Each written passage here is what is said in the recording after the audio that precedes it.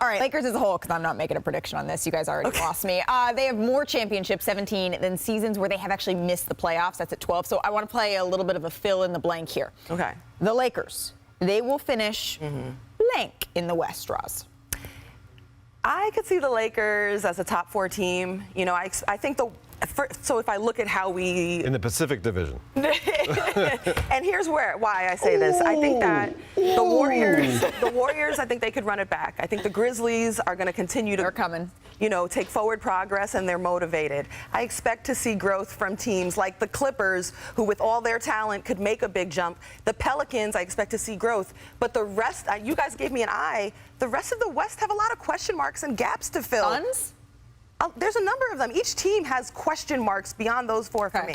Players that they lost to free agency, shifting movement. So I think there's an opportunity, if that talent can get it together, that they could possibly get to a 4 seed. That's where I have them at. Dave? I think with health and filling out the roster in the requisite manner between now and training camp, I could see them in the 6 to 8 range, competing with teams like Portland and San Antonio towards the end of the playoff ladder.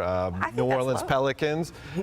4 would very much surprise me, but, you know, bet against LeBron James and Anthony Davis at your own peril. Absolutely. Zach? If they're all healthy?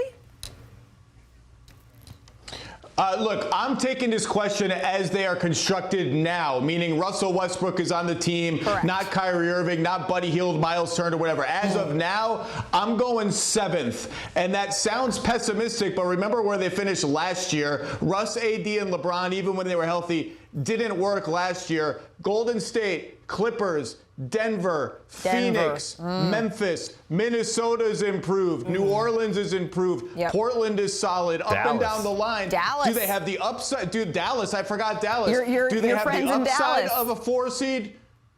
Do they have an upside of a 4 seed? Maybe, but that feels like an absolutely everything goes right scenario, and everything never goes right. Some things will go wrong for those other teams, so 7th feels like about right, but as Dave and Roz said, they're still working to redo this roster a little bit, and if they hit that, then the ceiling goes up. As we continue to wait for Karl Anthony Towns to sit down with us, Dave, when we're talking about 4 or even 6, 7, 8, when we look at past LeBron teams, the thought is just get into the playoffs. Just get into the playoffs and anything can happen at that point. But is there any thought to, well, if you fall into that 6, 7, 8 range, that couldn't see their goals end the way they want to?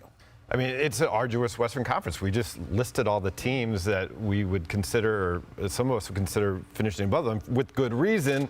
But there is something to that. They were coming off the championship in the bubble, a banged-up team who did have a 2-1 lead over the higher-seeded Phoenix Suns in the first round. Now, they lost that series. Anthony Davis went out with a groin injury. Alex Caruso was on the team at the time. He got injured as well. But with LeBron James managing the approach and certainly instilling confidence in this group, I wouldn't count out a special run. And guess what? Last year, it all fell off the cliff, went off the rails, whatever analogy you want to use.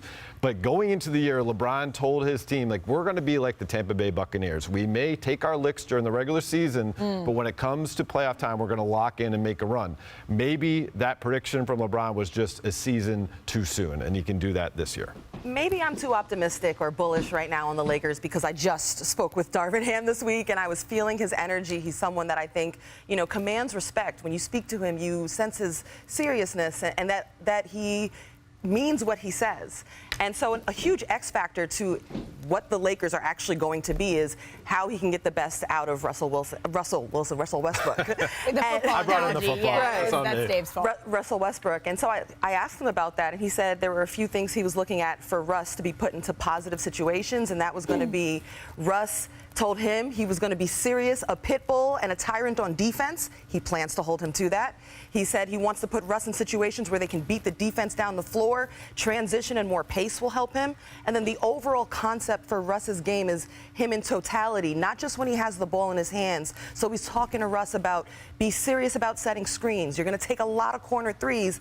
Oh, and they've already connected. And he thought that was really important, telling him to forget about last year, forget about how people piled on you. Commit to doing this with me.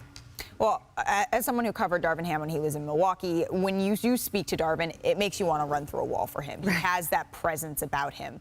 But you also need, one, Russell Westbrook's buy-in, which it does seem like Darvin Ham is getting and continuing to work on getting. But then there's also just an ability level. So if these are the thoughts, seeing it in concept is one thing, seeing it come to fruition will be another. And Thanks for watching ESPN on YouTube. For live streaming, sports, and premium content, subscribe to ESPN+.